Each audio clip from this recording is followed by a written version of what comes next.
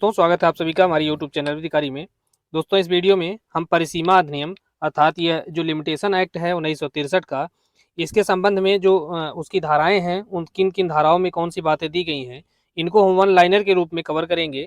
क्योंकि इसके पहले की वीडियो में हमने जो है परिसीमा अधिनियम पे जो एमसीक्यूज के रूप में जो प्रश्न बनाए जा सकते हैं या अलग अलग जो परीक्षाओं में पूछे गए हैं, उन सभी प्रश्नों को शामिल करते हुए हमने एक वीडियो जो है अपलोड किया है। इस धाराएं हैं जिनमें से 31 धाराओं के अंतर्गत जो प्रोविजन दिए गए हैं, तो इन धाराओं से जो प्रश्न महत्वपूर्ण हैं और पूछे जा सकते हैं, उन सभी को हमने शामिल करते हुए एक वीडियो हमने अपलोड किया है अपने चैनल अधिकारी पर। आप वहां से उसको देख सकते हैं। और इस वीडियो के अंतर्गत हम इस अधिनियम को जो है वन लाइनर के रूप में देखेंगे और इसमें हम कोशिश करेंगे कि जो सभी धाराएं हैं केवल उन्हीं को हम कवर कर लें और कौन सी धारा में कौन सी बात महत्वपूर्ण है और वो हम आपको इसको प्रोवाइड करा दें। तो इसी बात को ध्यान में रखते हुए हम इस वीडियो को रिकॉर्ड कर रहे हैं। तो आइए शुरू करते हैं वीडियो को और देखते हैं यहाँ पर किस प्रकार के जो है महत्वपूर्ण धाराएं हैं और उसमें कौन से प्रावधान किए गए हैं। तो अध्याय 1 है, क्योंकि इसके अंतर्गत कुल 5 अध्याय हैं, इसको भी जानना आवश्यक है। इस अधिनियम में कुल 5 अध्याय हैं और कुल 32 धाराएं हैं। अध्याय 1 है, तो अध्याय 1 के अंतर्गत 2 धाराएं हैं, धारा 1 और धारा 2। तो धारा 1 को देखेंगे तो इसके अंतर्गत 3 बातें बताई गई हैं कि इस अधिनियम का संक्षिप्त नाम क्या होगा, इसका विस्तार कहाँ होगा, इसका प्रारंभ कहाँ होगा।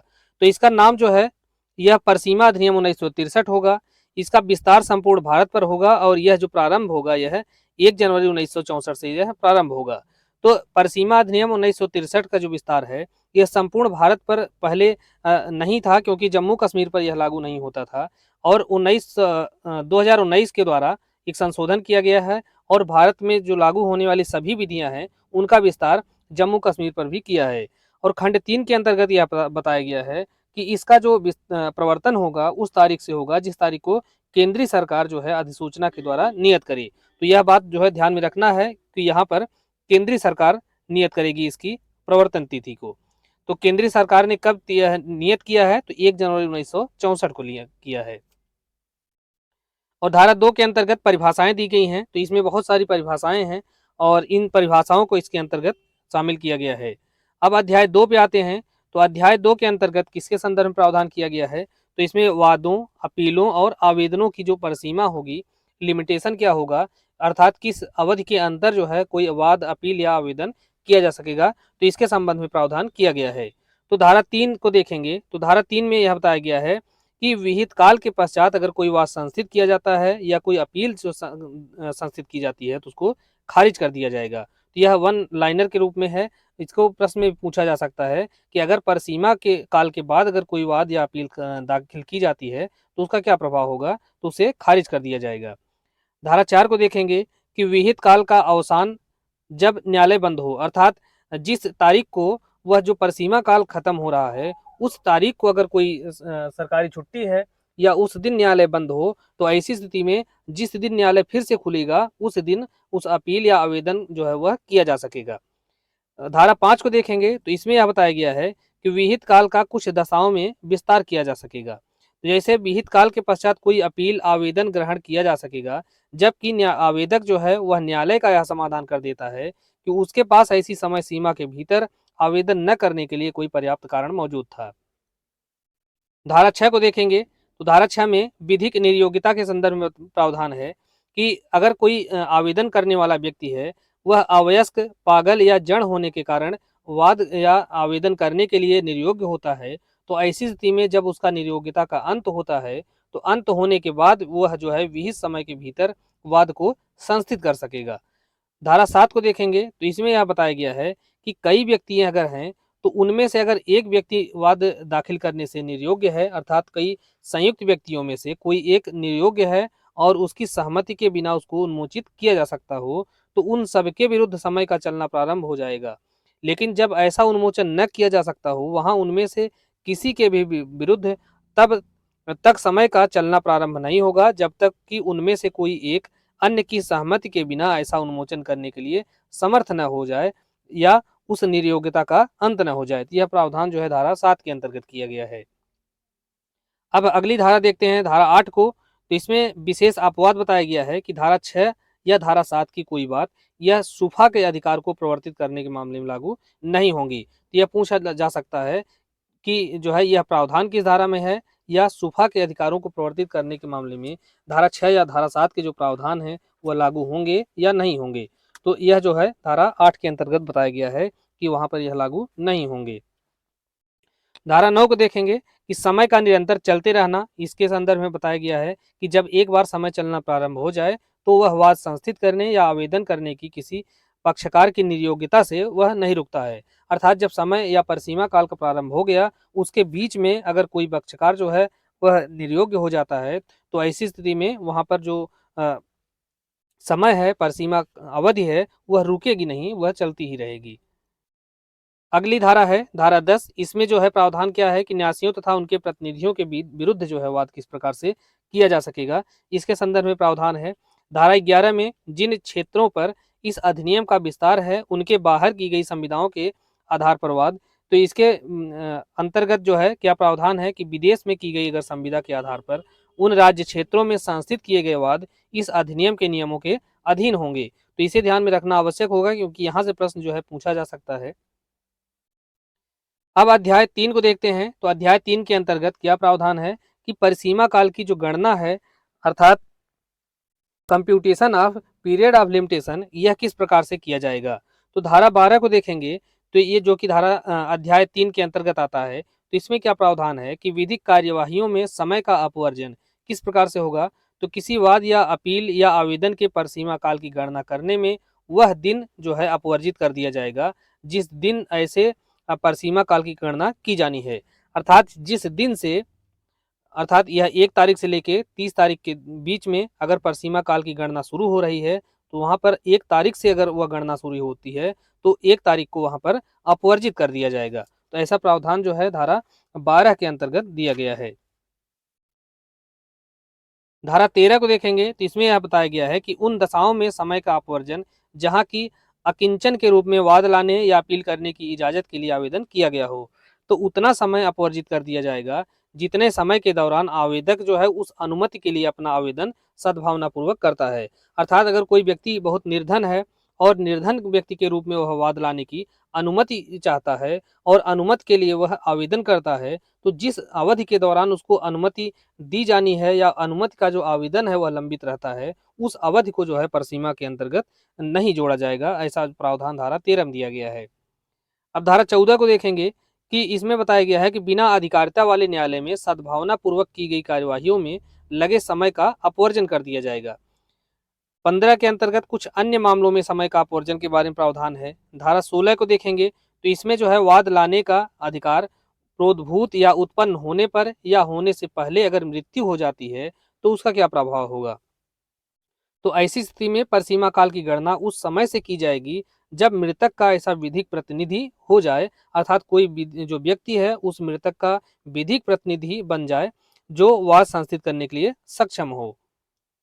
धारा 17 को देखेंगे तो इसमें कपट या भूल का प्रभाव क्या होगा, इसके बारे में बताया गया है कि परिसीमा काल का प्रारंभ तब होगा जबकि वादी या आवेदक को उस कपट या भूल का पता चल जाए या वह सम्यक तत्परता से उसका पता लगा सके।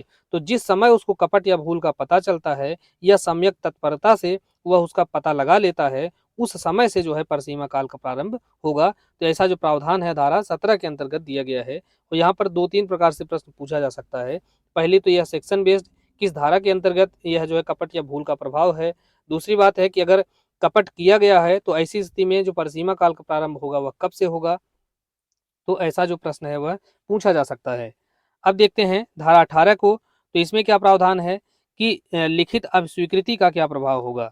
तो उस समय से परिसीमा काल प्रारंभ किया जाएगा जबकि ऐसी अस्वीकृति हस्ताक्षरित की गई थी। तो जिस दिन हस्ताक्षरित की गई थी उसी दिन से जो है वह परिसीमा काल का प्रारंभ होता है। धारा 19 के अंतर्गत ऋण लेखे या वसीयत का संपदा ब्याज लेखे संदाय का क्या प्रभाव होगा। तो जबकि ऐसा संदाय परिसीमा अवधि के अवसान से पहले किया जाता है तो वहां पर उस समय से नया परिसीमा काल संगठित किया जाएगा या उसकी गणना की जाएगी।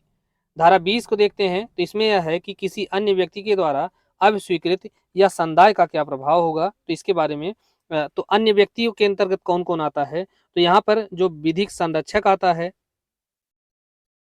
विधिपूर्ण संरक्षक आता है, सुपुर्ददार आता है,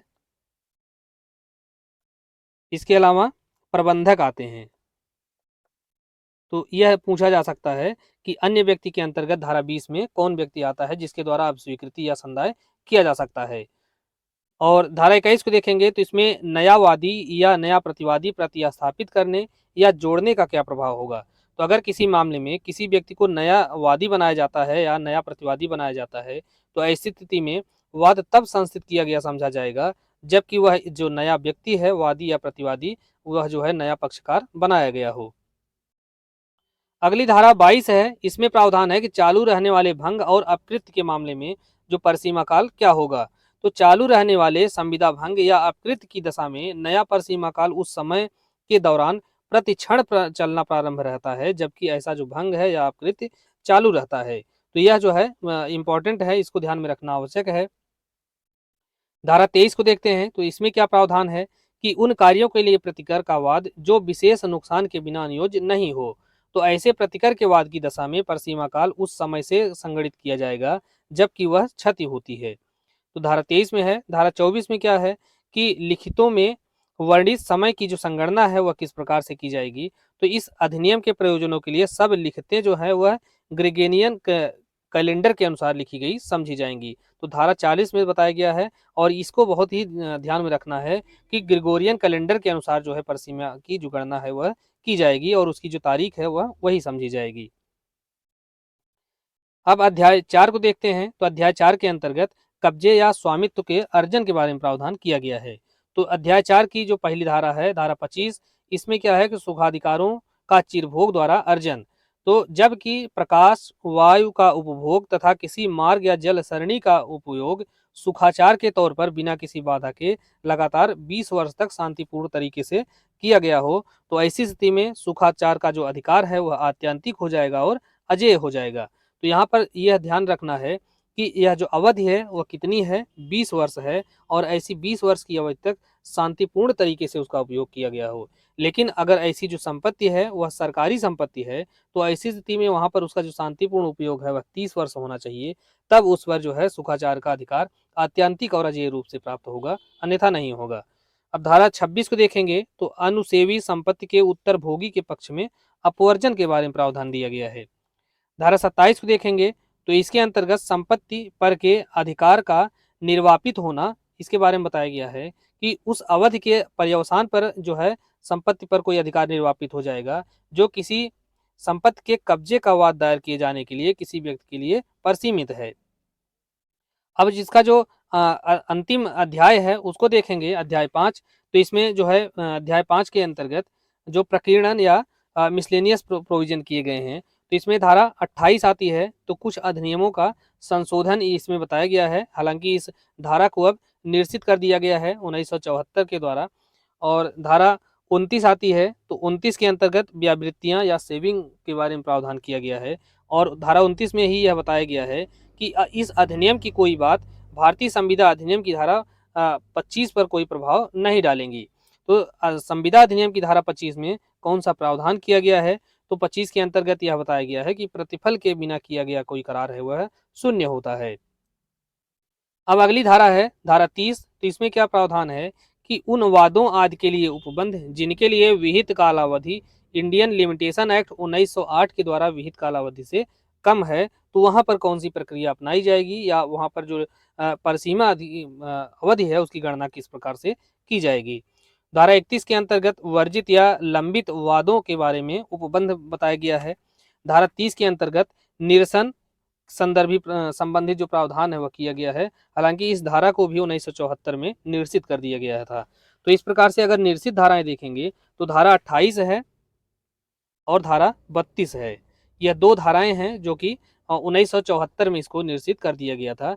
तो यही दो ही धाराएं हैं और दोनों को ही 1974 में निरसित किया गया था, तो इसको ध्यान रखना है। हालांकि यहाँ से भी प्रश्न पूछा जा सकता है कि कौन कौन सी धाराएं हैं जिन्हें 1974 में जो है वहाँ पर संशोधन करके निरसित कर दिया गया है। तो यह दो धाराएं हैं। तो दोस्तों इस प्रकार से इस छोटे से वीडियो के माध्यम से हमने परिसीमा अधिनियम को एक सेक्शन वाइज जो है कवर किया है और कोशिश यही रही है कि जो मुख्य मुख्य बातें हैं उस सभी जो है इसमें शामिल हो जाएं और आप जो है इसका जो रिवीजन है वो उसको आसानी से कर सकें। तो आप जो है अगर इस एक्ट का एमसीक्यू चाहते हैं तो आप इसके पहले के जो वीडियो हमने अपलोड किया है अपने चैनल पर उसको देख सकते हैं। वहाँ हमने सभी जो प्रोविज़न है उनको एमसीक्यूज़ के माध्यम से उसको कवर किया है और उसको बेहतर तरीके से आपको समझ में आएगा। तो आप चैनल को सब्सक्राइब कर लीजिए ताकि अभी और जो वीडियो हम आपको अपलोड कराएँ तो उसकी सूचना आपको मिल सके, और हो सके तो वीडियो को दोस्तों के साथ भी शेयर करें ताकि अधिक से लोगों को इसका लाभ मिल सके। मिलते हैं नेक्स्ट वीडियो में, धन्यवाद।